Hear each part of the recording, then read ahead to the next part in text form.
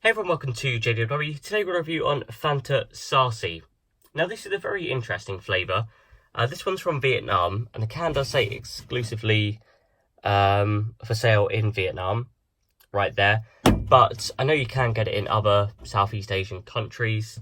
As far as I'm aware, this flavour came out in Asia quite a few years ago, got discontinued and been re-released in this can last year, 2018.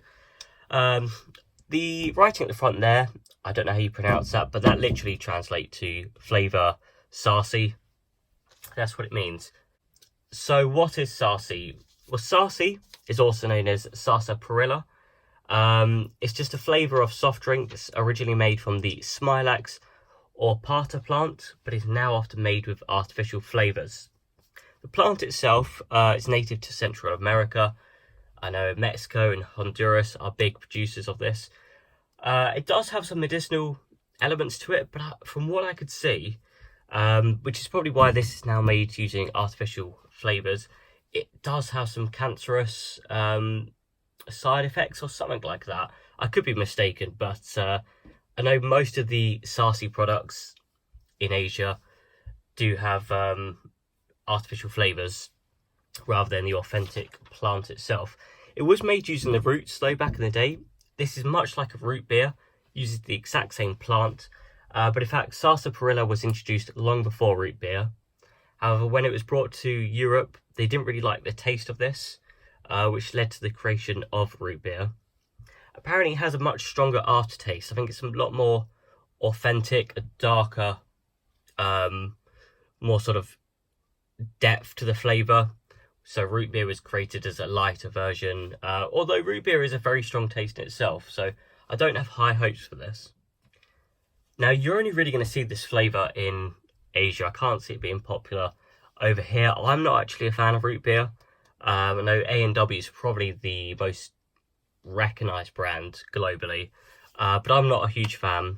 So just looking at the can design then, well, you can see the berries. This is from the Sarsaparilla plant. All of this is in Vietnamese, but you might be able to translate that yourself.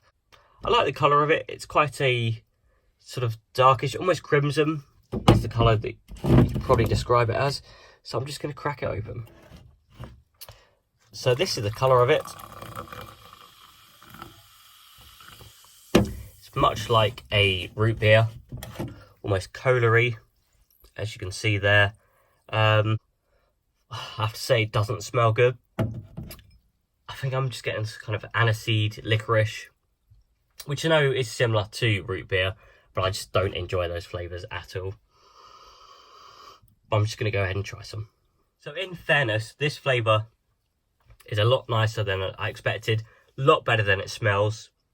It does taste quite medicinal, it really does. I'm getting sort of licorice, vanilla, wintergreen, and even a bit of caramel actually.